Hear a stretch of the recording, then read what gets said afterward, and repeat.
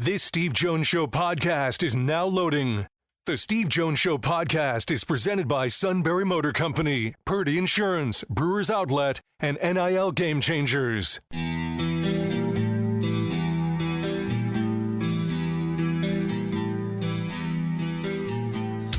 Bringing you an in-depth look at Penn State sports and more. This is the Steve Jones Show on News Radio 1070 WKOK. The Steve Jones Show is presented by Purdy Insurance, Brewers Outlet, NIL Game Changers, and Sunbury Motor Company. Now from the Sunbury Motor Studio, here's Steve Jones. And today's show, this half hour, brought to you by Purdy Insurance, Market Street in Sunbury. Go to purdyinsurance.com. Auto, home, life, business, boat, motorcycle, RV, whatever your insurance need, they will make sure you're fully insured. They'll do everything they can to save you money. Customer service means everything to them. They are the pros in insurance. It is Purdy Insurance, Market Street in Sunbury. Go to purdyinsurance.com. And yes, we are in the Sunbury Motors studio. Sunbury Motors, 4th Street in Sunbury. Sunbury Motors Kia. Routes 11 and 15 in Hummels Wharf, online at sunburymotors.com. Bring in one of my favorite people that been around for a long time, but he just outstanding at what he does, and an even better guy away from the job, and that's Thomas Frank Carr. T. Frank, how are you? I'm good, Steve. I guess it's settling in that I have been around for a long time. I got so used to being new that, it's been a while. So I appreciate you saying that, and good to hear from you again. It's been too long. Too long, my friend. It's so good to talk with you again. All right, you've had some limited opportunities, and I mean limited because there's only X amount of periods the media can be out there to watch practice. What have you picked up so far?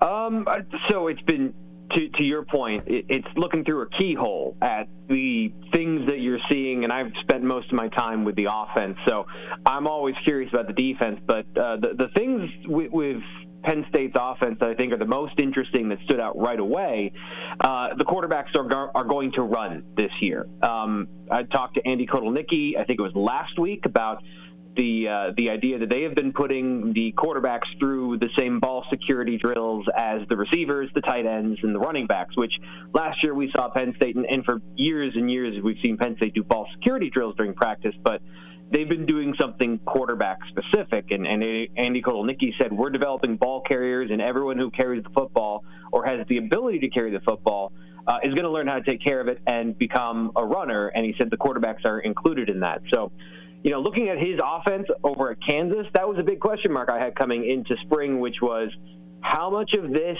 are they going to copy and paste over, and how much has to change because Bo Brabula can run, Ethan Grunkmeyer can run, and Jackson Smolik, all these quarterbacks can run, but Drew Aller's running the show, and that is not necessarily what we saw from him in the past. But based on what we've seen and, some of the things that I've gotten through inference, the quarterbacks are going to run, so be prepared for that if you're a Penn State fan. When you watch the Kansas offense, Daniels got hurt last year. He missed. He played 3 games, missed all the rest. The other quarterback they used can run, but is not in the same category as Daniels. So do you take something from watching how he plays? Yeah, so I think that's a really great point. I liked watching Jason Bean because he was kind of a good balance of the two. He was a passer. He threw the ball well down the field. I thought he was aggressive with the football.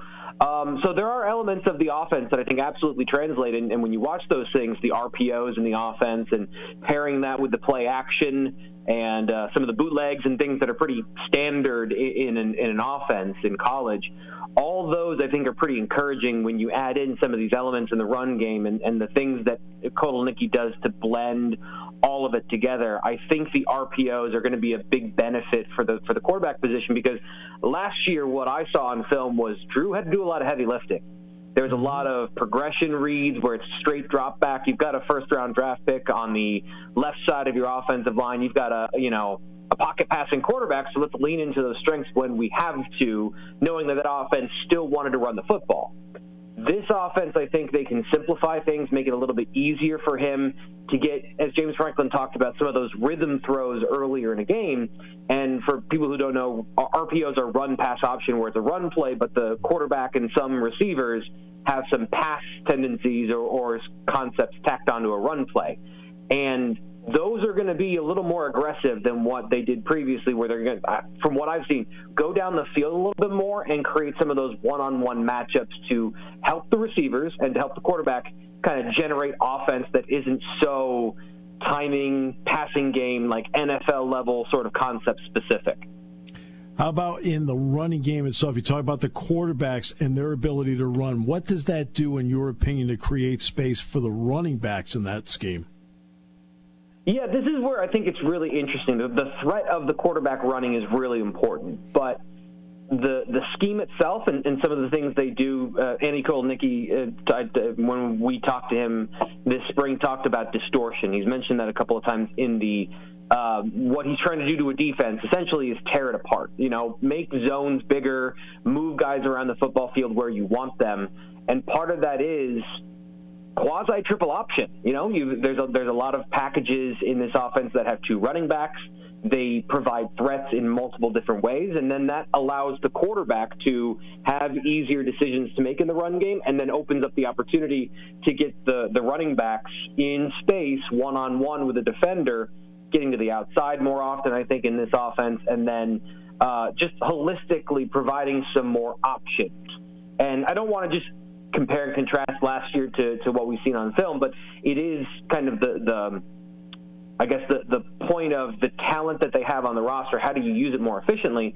And these are some of the ways that I think that are going to be successful for Penn State, with the way that Andy Kotelnicki is able to use similar schemes to what they've used previously. And James Franklin has said, the running game is staying relatively the same. So the core concepts are the same, but how they're using them and how they're implementing them, no two people use a pen the same way, or, whatever tool you want to say, a shovel, a scalpel, whatever it might be. You can use those things differently, and in the hands of somebody different, the same tool can do something different. And I think the run game is a big area of improvement. I think maybe nobody stands to gain more this year than Nick Singleton from those changes, because I do think that all these layers of the offense are going to create more seams and big play opportunities for him, where previously there was a lot of hard slogging that they had to do on the ground. What has been your read defensively so far with the change from Manny Diaz, who's now at Duke, to Tom Allen?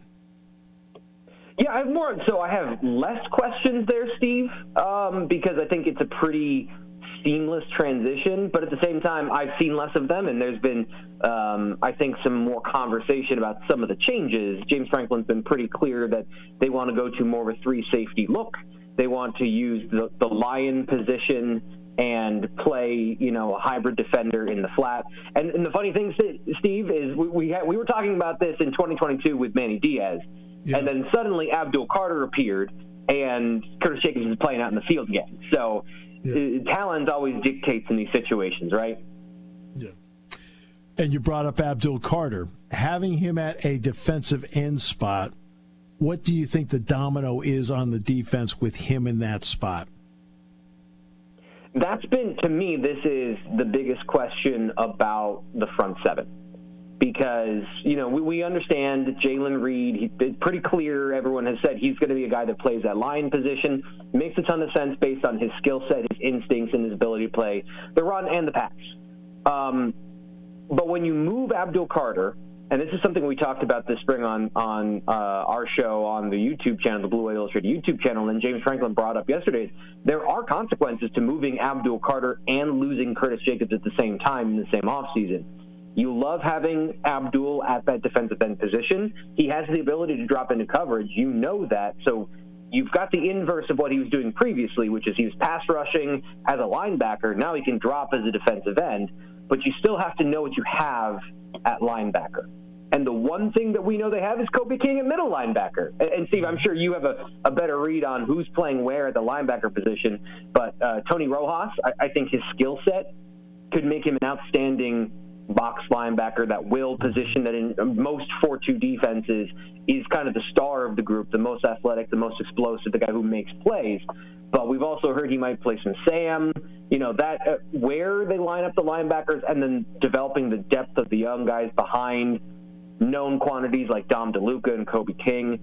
That's where I have the biggest question. And then how much does Abdul Carter and the defensive ends in general, how much do they factor into playing in coverage and zone dropping and zone blitzing, where you're dropping those defensive ends out in coverage? There's a lot of versatility, and that's Tom Allen talked about that yesterday at practice. Is a lot about sub packages, versatility, and players being able to do more than one thing to provide the defense with that advantage of the unanticipated. And I think he's very good at providing the offense with a lot of unanticipated coverages and things like that. So it'll be interesting to see how he folds in all of those ideas and core beliefs with more talent, like how does he use Abdul Carter and where do these guys play a linebacker? Yeah, because you and I both know a big part of this is how can I get my best players on the field? In what combination can I get my best players on the field? That's what part of this is about.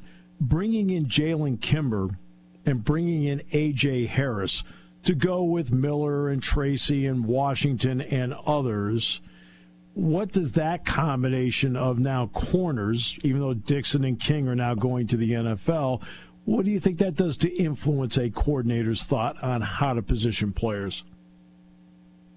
Yeah, I think, well, first off, it's Steve, James Franklin talks about this all the time, and I think you probably have a good view of this, is the competition level at the position, because we know Zion Tracy and Cam Miller got more opportunities than some of those other young guys last year, but they don't want to have incumbent starters without challenge. So bringing in A.J. Harris and Jalen Kimber, these are guys that have talent and they have experience, so it provides you with depth, and then I think raises the whole level of the group. And this is, to me, this is the thing I'm most interested in, is when Tom Allen talked about it yesterday and talked about the line position, he mentioned Jalen Reed, and there was a conversation about what they liked about with the safeties, and then in the same breath, then started talking about A.J. Harris, Zion Tracy, Cam Miller, guys who can play slot corner. So I'm curious, like, are those the same position? Do they view them as the same position? Because Jalen Reed has a different skill set than a guy like Cam Miller. Right. A.J. Harris is a physical guy, but are they all competing for the same position, or are these more sub packages and more different personnel groupings they can put on the field? That's a curiosity. Again, I haven't been able to get over the defensive side of the ball to get any of those like little crumbs and clues, but I think that that's something that, just from a logic standpoint, you have to have a cornerback that can play in the slot. And to me, that's what that conversation is about, having those be two different things. But, that's just supposition on my part. When the blue-white game finally does roll around in a couple of weeks, and I realize, there'll be a lot of guys playing in this thing that, that fans will not probably see again the rest of the year, or will see late in the game sometimes. But is there anything in particular you're looking for, especially early in that thing, just to give you a couple of clues? Yeah, 100 different things, Steve. This is find out season. Although I always get burned by this. I remember when going back to Manny Diaz, when he came in and wanting to know how he was going to use different personnel, and I was wondering about the safety position. Are they going to play a pure boundary and field and have, kind of a classic for a shortcut here, strong safety, free safety? And then they did that in the blue-white game, so I felt fairly confident that was going to happen. And then halfway through the season, Tig Brown is playing literally everywhere. So I've gotten burned before of taking too much from the blue-white game. But things like that, like different, where they are right now in the spring gives you a good idea of kind of what they're working with and their ideas of what they're going to tool around with later on. So, who's playing in the slot as a receiver, who's playing outside as a receiver, how much do we see of the offense from what it's actually going to look like with all the shifts and motions and formations. And then defensively, kind of a similar conversation of what young guys are playing what positions, that linebacker room, and just getting a chance to see some young guys that we don't get to see a whole lot, some of those guys down the depth chart that we're all curious about. And I think especially on the offensive line, there's going to be some interesting things. And there's always interesting things of guys playing different positions and kind of bouncing back and forth between different spots. So there's 100 different things, and there's nothing all at the same time, which is the beauty of the blue-white game. Because if you just want to go and have a hot dog in the sun, Steve, and hang out, that's also an acceptable thing to get out of the blue-white game. Yes, it is. As a matter of fact, I think you just described members of our broadcast booth. All right, so at least a couple of them. Jack and I are kind of talking about the game, but older players, Devon Ellis, Akeem Beamon, Keandre Lambert-Smith.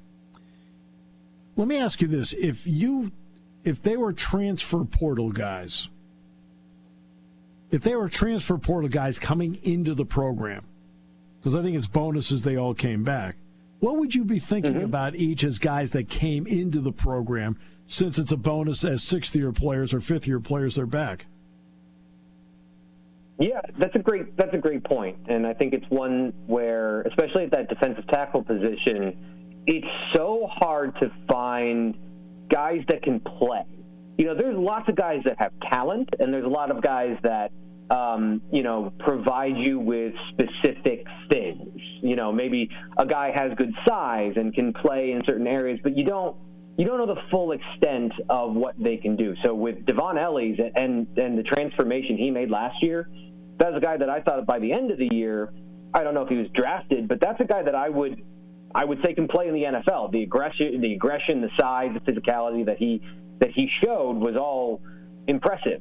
And his production, truthfully, I don't think people gave him enough credit for what he was doing on the defensive, on that interior position. Same thing with Akeem Beamon. And then Keandre Lambert-Smith, I think, provides you with the stability of a guy that can get you those big plays.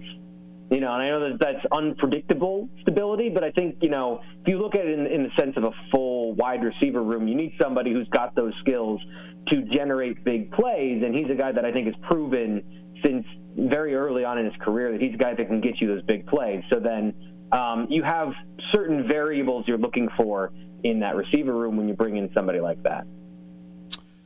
Very quick, any quick thoughts on the NFL draft with the Penn State players in your mind? Yeah, the whole Olu Fashanu slide, I think, is all overblown. This idea that he's going to go into the 20s. The NFL loves pass blockers at left tackle. I understand that the run game is important. I don't want to diminish that. And I also don't think he's this problem as a run blocker that some people might be portraying him as, especially when you compare him to some of these other guys that are impressive run blockers and have those things. But when you look at what Olu can do, there's only so many guys that are 6'6" and move like that. So, unless there's something else, unless there's some off-the-field thing that has nothing to do with his character or his play that is pushing him down the board, I don't buy into that. Also, Chop Robinson to the Bills, I'm trying to manifest that one as hard as I can. I know you're pushing hard on that. Yes. To go with the Austin Johnson and Daquan Jones making an all-Penn State front for you. Yeah, love it, especially the way Daquan played last year. I mean, they needed a guy with size that could also get after the quarterback. And I don't want to call it a late career breakout because I know he's had a good career, but the defense fit him really well. Buffalo's defense fit him really well. Yeah. In all seriousness, a guy that I think in the later rounds that I actually wrote about this last week that I have pegged to the Bills is Kalen King. Yeah. The conversation about his speed and what sort of system he fits into. If you look at the corners that the Bills have drafted or found and that have been very good players in that system, they all run in the 4.6s and the 4.5s. And Kalen King ran a 4.62, then a 4.52, and he's a good zone corner that plays, is smart, tacks the run really well. Chop Robinson aside, if there's one dude that it would fit with my team, it would absolutely be Kalen King playing corner for the Bills. Yep. No, I agree with that. Look, it's how it does get to a point, stopwatch. Look, if I'm a general manager or a scout, I want all the information I can get. In the end, what does the video look like? Can the dude play? Right? Yeah. This isn't the Olympics. Right? How fast He's another guy that... Sorry, go ahead. No, go ahead. I was going to say, he's another guy where I think the narrative swung a little too hard the other way, where he was a first-round draft pick until he didn't have the same season he had in 2023 that he did in 2022. But that doesn't make him a bad football player because of all of these things. It just recalibrates maybe what he is in the NFL and generally what he is as a football player. And there's a lot of, negativity around his draft stock, and I still think based on what we've seen, Steve, he's a starting corner in the NFL. He's not going to fit every scheme, but I think he's a good football player, and you can't lose sight of that when you have some of these, as you were mentioning, like some of the metrics that might not say he's a top cover corner that can play in any system. Like there's still value there in a football player that has shown he can cover at the college level. Always, always a pleasure, my friend. Thanks so much for your time today. Really appreciate that and the information. Thanks, Steve. Always appreciate coming on. Thomas Frank Carr on 3.com, Blue White Illustrated, joining us on the show today.